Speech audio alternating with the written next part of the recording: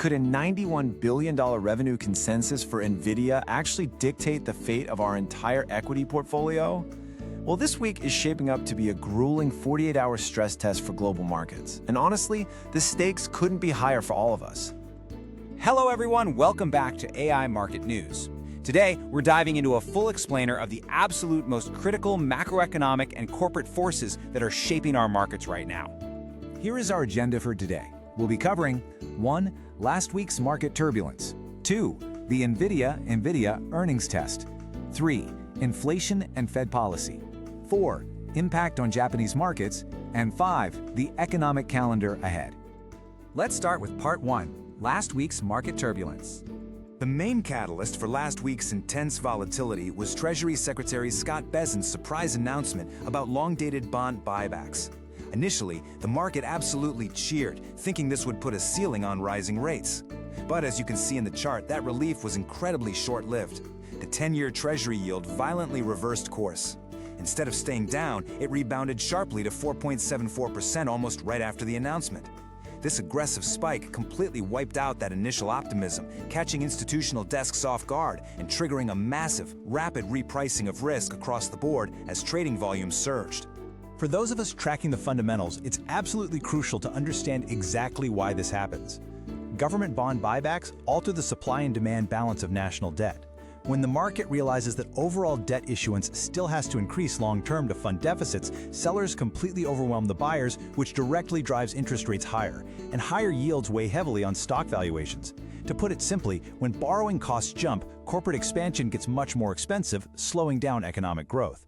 Plus, higher risk-free bond yields mean a higher discount rate for future cash flows. That mathematically crushes the present value of those future earnings, which is especially painful for high-growth tech stocks. Those surging yields had an immediate, deeply bifurcated impact. Looking at these charts side by side, we can clearly see the contrast. The Dow Jones took a massive hit, tumbling 700 points on Thursday as the reality of higher long-term borrowing costs set in for traditional industrials and financials. Meanwhile, the tech-heavy Nasdaq saw its own nervous chop, really struggling to gain momentum since higher discount rates specifically target those high-growth valuations we just talked about. At the same time, the VIX Volatility Index, our primary fear gauge, ticked higher into Monday. It's a clear signal of growing, palpable unease as we all brace for the heavy-hitting data ahead. Which brings us to Part 2, the Nvidia earnings test. Based on available data, the market is anxiously awaiting Nvidia's upcoming report on Wednesday after the closing bell. Options markets are pricing in a massive 6% post-earnings move in either direction, and analysts are warning of sharp downside risk to the $190 level if results, or more importantly, future guidance disappoints. That $91 billion revenue consensus represents just astronomical growth, meaning absolute perfection is basically already priced into the stock. But why is this single company so critical to all of us? Nvidia's capital expenditure cycle dictates broader market momentum because it's the foundation for the entire global AI infrastructure build-out. If they signal any slowdown in orders, it implies major tech players are pulling back. A miss here would cause a major domino effect, dragging down software, power providers, semiconductors, and essentially the whole S&P 500. Moving on to Part 3, inflation and Fed policy. On Wednesday morning at 8:30 a.m. ET, we'll get the July PCE inflation data. Core PCE is expected to hold steady at 3.3% year over year.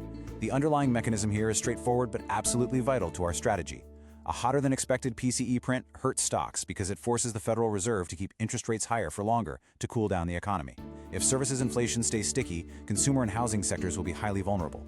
Since the Fed prefers core PCE over standard CPI, the single number could dictate the rate trajectory for the rest of the year. Following that data, our attention shifts to Friday's 10 a.m. ET Jackson Hole keynote.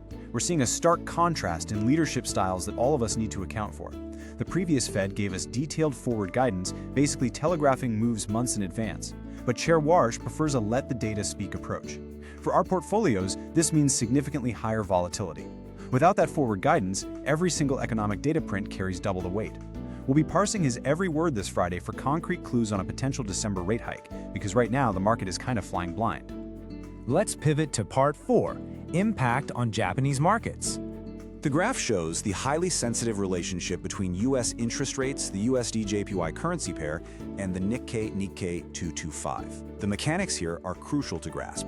Higher U.S. Treasury yields attract global capital away from Japan as investors chase those higher American returns. This capital flight dramatically strengthens the U.S. dollar against the yen, providing a temporary artificial boost to the Nikkei as companies see overseas profits inflate when repatriated. But it's a dangerous double-edged sword. A severely weak yen massively increases domestic import costs, crushing the bottom line for average Japanese companies relying on imported energy or raw materials. Plus, too much weakness puts immense pressure on the Bank of Japan to intervene or unexpectedly hike rates to defend the currency, which could send absolute shockwaves through global carry trades.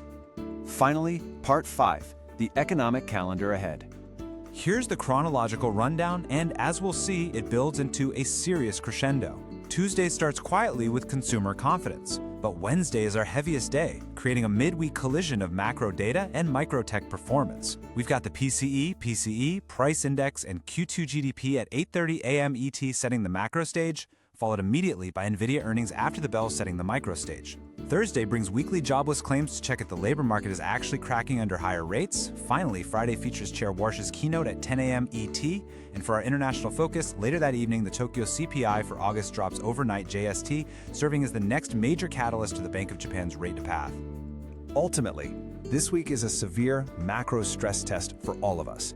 If inflation runs hot, tech earnings underwhelm, and the Fed sounds hawkish, the bond sell-off could accelerate rapidly. Position sizing and risk management must stay front and center. The question we all have to ask ourselves is, are our portfolios built to withstand a 48-hour collision of inflation fears and tech reality? Thanks for watching. Please subscribe and hit the like button. This video is automatically generated by Gemini Notebook AI. AI-generated content may include errors. This video does not constitute investment advice. For full details, please check the description below.